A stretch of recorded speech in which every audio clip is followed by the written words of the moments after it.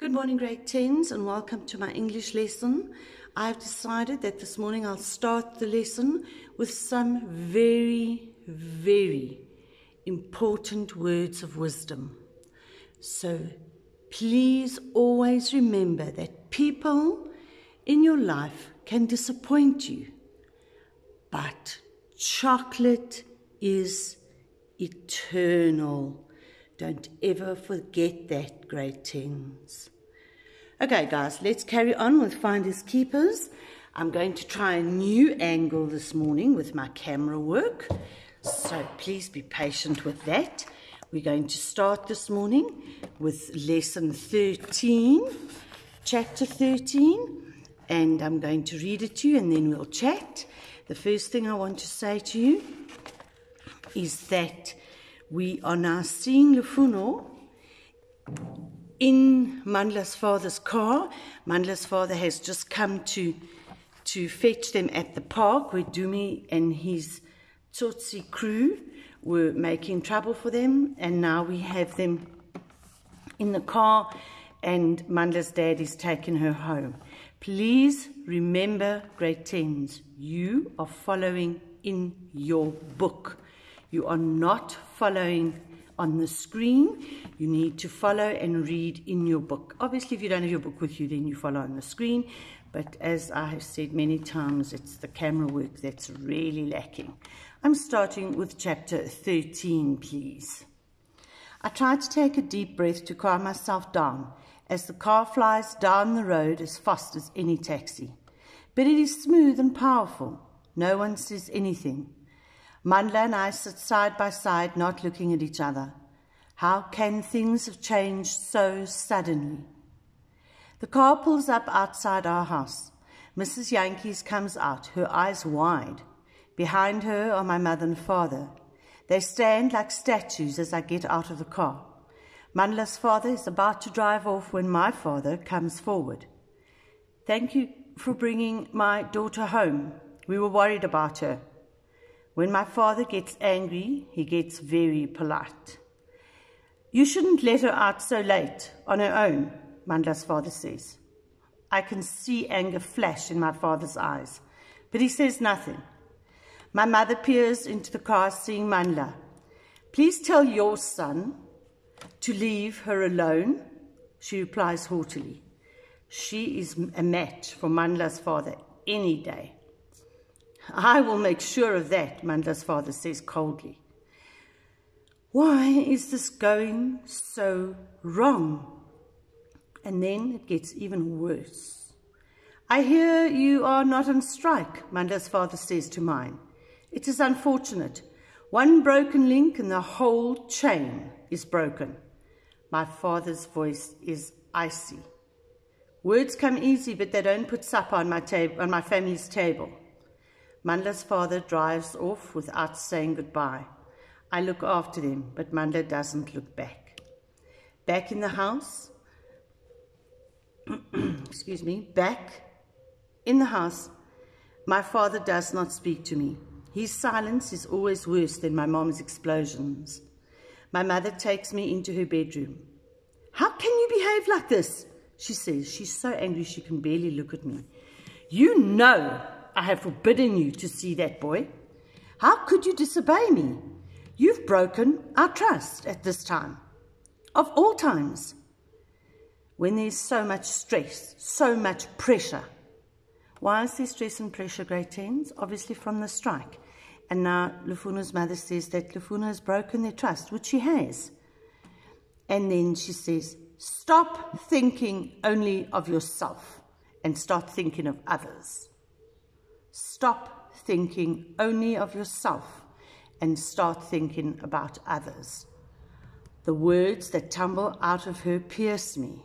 They are harsh, cruel words. Even worse, perhaps, she's right. Perhaps I am selfish and unthinking. Perhaps this whole thing with Mandla is one big mistake. As I crawl into bed, I hear my mother coughing as she tries to fall asleep. Dudu is waiting for me in my dreams.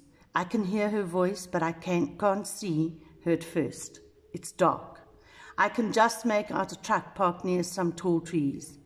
As I walk towards it, Dudu's voice gets stronger and she's calling me. I peer through the window and see Dudu in the front seat. I realize with a fright that the chief is sitting next to her. I feel a sudden intense heat. The truck is burning. There are flames licking the tires. Grade 10s, remember, this is a dream. I take a step back as the chief swings the door open and jumps out. He walks past me into the darkness. He doesn't even see me. The truck door slams shut again. Dudu is crying, banging on the window. She's too far away. Dudu is crying, banging on the window. She's trapped. I try to shout to the chief, but he can't hear me as he's too far away. I want to rescue Dudu, but I can't move. And then Dumi and Sim and their crew are there. They are surrounding me, taunting me with the insults at the truck as the truck burns. I can move now and I start running, leaving the truck behind. I look back and Dumi and the guys are nowhere to be seen. But the truck is a pile of ash and Dudu is gone. Lufuno, wake up, my sister says. Her voice is anxious. Wake up and stop screaming. The dim morning light is coming in through the window and I can hear my mother in the kitchen.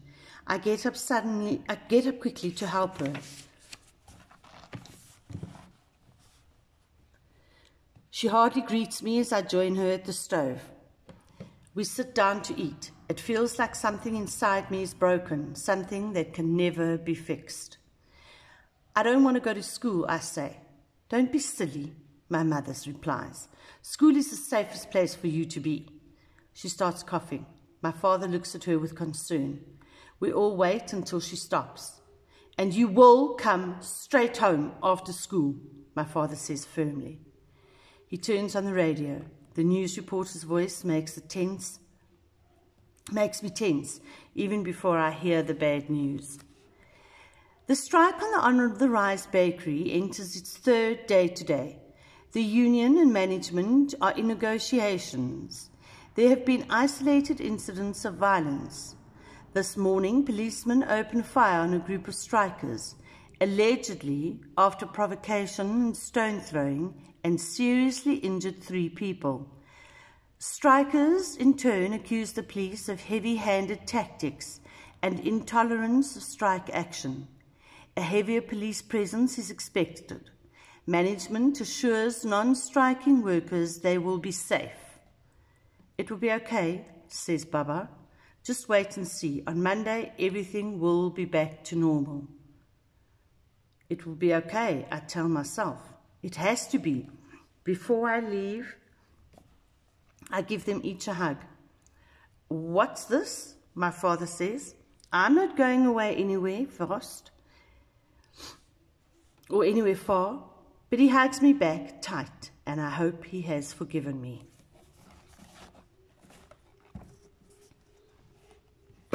At school, I don't even want to look at Mandla, but in English I'm paired with him again. We don't know what to say to each other. He starts, I'm sorry, Lufun.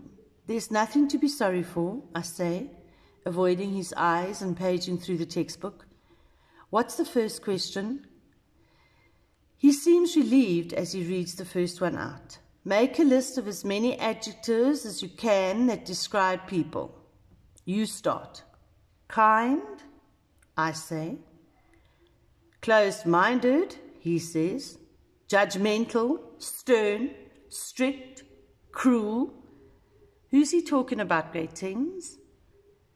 In his opinion, he's describing his father, and he describes his father as closed-minded, judgmental, stern, strict, cruel. I write them all down. Hard-working, I say. Dutiful, selfless. Who is she describing? She's describing her parents. And then we sit in silence until the teacher asks us to report back. When the siren sounds for break, we go our separate ways. Norky finds me down by the lone, wind-bent tree on the edge of the school grounds. I'm trying to get away from everyone. You look ill, she tells me. I can tell, Norky. I can't tell Norky what happened. She will only say, I told you so. I told you to stay away from him. I knew it would be trouble. After school, I see Mandla waiting at the gate. He gives me that sweet half smile that turns my heart over. Have a good afternoon, he says. You too, I say. We look at each other for a moment, and then that big black Mercedes pulls up, his father's. I walk away quickly before he sees us talking. I walk home in a daze. I keep wondering if there's another way we could be together, but only in another life. A world with no chiefs and no strikes. A world where everyone is free to move and to love every person they choose. I sit at the table and spread out my homework, and only then do I remember.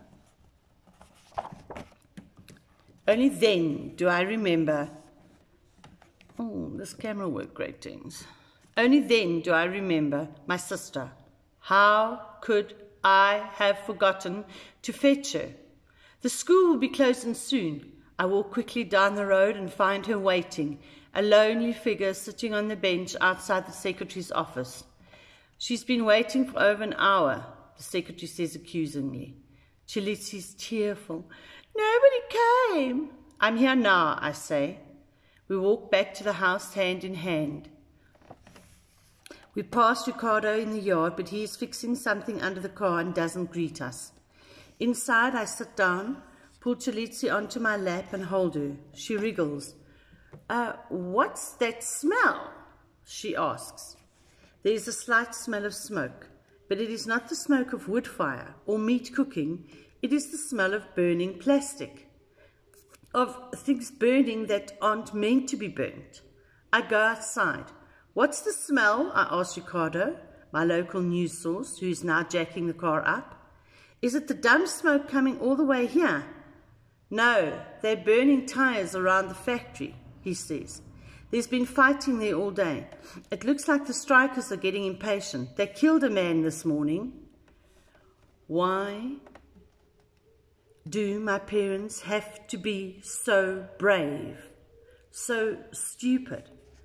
Why did they pretend that it would be fine to go to work? I have to do something. I go back inside to get my jacket. You can't go out, my sister screams. Her voice is shrill and high-pitched. You can't leave me. I know my sister is right. What can I do? I couldn't do anything yesterday. We will just have to wait. I start peeling potatoes for supper, trying to be cheerful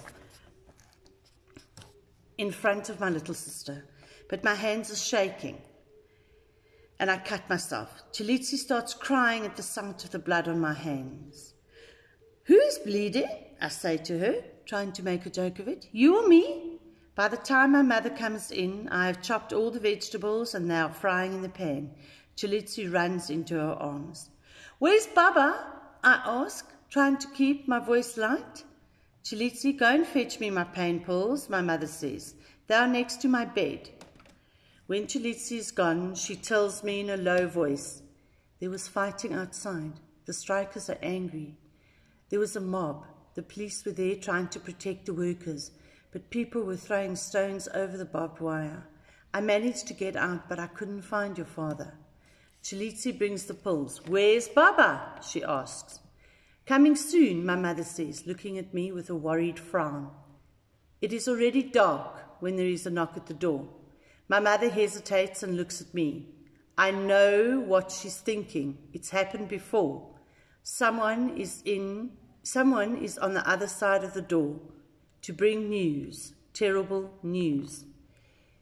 Then my sister is marching across to the door, all smiles. Baba's home, she laughs. But when she opens the door, it's not our father standing there. It's Mrs. Yankees with her hands on her hips. Can I help you? My mother asks. I know she's trying to hide the fear in her voice. Mrs. Yankees is peering past her into our room, checking out what we have in here. It isn't safe for me to have you here, she says suddenly, abruptly. They burned someone's house down in Mashlangu Street. because they didn't join the strike. Just now, they'll come burning this house down. They'll think I'm supporting you sellouts. She stands there on the doorstep. I like you people. You don't make trouble like that last lot. But there has been talk. If you go back to the work at the factory, then don't come back home here. Do you understand? Of course we understand. I want to shout at Mrs. Jantjies. Suddenly I want Norkie here, and Chantal, and Mandla, and Dudu, and I want my father, and I want to cry. And then I hear a lot of noise and a commotion outside the yard. Mrs. Jantjies turns, and we go outside to see what has happened. There is Ricardo with my father, who can hardly walk. He has his arm around Ricardo's neck and he's limping. His leg has a huge bleeding gash. You can see right down to the bone. His face looks drawn, tired, weary. And he has lost a lot of blood. My brave father, who keeps his feelings under lock and key, is close to tears now. I found him lying by the road, in the road by the taxi rank, says Ricardo, pointing back down the road. He collapsed. Mrs. Jantjies starts shouting at Ricardo. Who saw you helping him? He's injured, Ma. I couldn't just leave him there to bleed to death. But what if they come and burn our house down? What then? Then we'll call the police, Ma. Mrs. Jantjies says the policeman's son is striking. Do you think they're going to come to us in time? Just then I hear shouting from out in the street. It's a chanting, getting louder and louder. Down, sellouts, down, people are chanting in Xhosa. Help me get him into the car. I'll take him to the hospital, Ricardo says. And for once he's standing up to his mother. My mother runs forward and helps my father into the back of Ricardo's car. She's frightened, and this terrifies me. What if they attack the car? Mrs. Jantjies says. What then? We have to try, Ma, Ricardo says. I open the door to get in with my parents. Stay here with your sister, Lufuno, says my mother. But what if they... I say, but I'm interrupted by Mrs. Jantjies. If anything happens to Ricardo, warns Mrs. Jantjies as my parents get into the car. Chalitsi and I go inside and we lock the door. We push a table in front of the door. Then we both get into my bed. Chalitsi cuddles up close to me. Movie night, please? No, there's no way. Not tonight, I start saying. But when I hear her stifled sobs, I have to. I have to make a happy ending for tonight. Just for Chalitsi. Just until she falls asleep. It's movie nights with the fantastic, beautiful, wondrous Dudu Mokitsi and Lufuno Mokwevo. You can do this, I hear Dudu's voice loud and clear. She's smiling at me. The camera starts to roll. Tonight, our stars are the beautiful Petal and... I pause. Mandla, says Chalitsi, and Mandla, the most magnificent. There is a way, Petal whispers as she looks up into Mandla's eyes. Our families want to split us apart, but we need to stand together. Our love is stronger than our families. We'll run away. I'll meet you down by the river. I'll be waiting there at dawn. Pack your things. We will go to a new land, not yours or mine. When the morning light overcomes the darkness, Petal is waiting by the water. She thinks Mandla isn't coming, and then suddenly there he is. He's so handsome she wants to dance with joy. He lifts her in his arms and carries her off to a new land. There they marry and live happily ever after, Chalitsi says dreamily as she falls asleep. I try to stay awake, but I'm exhausted and I close my eyes. I pray that my mother and father will come home safely. Right, grade 10s, that then is the end of chapter 13. We will carry on with chapter 14 when we meet again. In your pack on Wednesday morning, you will be receiving questions starting on chapter 10, and it'll be the whole pack from chapter 10 to chapter 18. But instead of doing the answers in your book like you have been, I want you please just to fill them in on the page, all right? And then in the future, I will ask you to send me the whole pack with all the questions from chapter 1 to chapter 18 filled in on these pages, okay?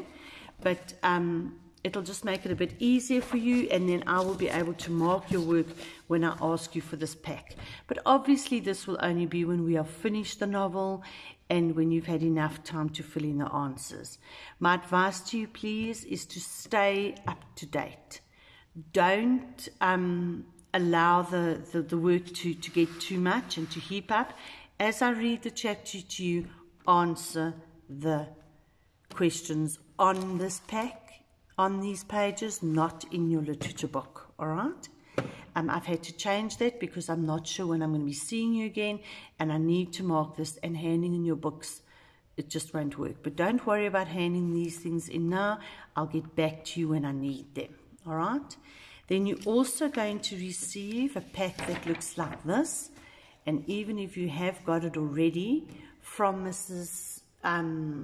Smith, her class, the rest of you will get, everybody will get one again at the gate, and I need you to start working through this so that you can please hand it, that you can answer questions on this work. All right, that's all from me this morning, grade 10s. I will speak to you again soon. I don't know when we'll meet again, but I know we'll meet again some sunny day. Good morning and thank you, everybody.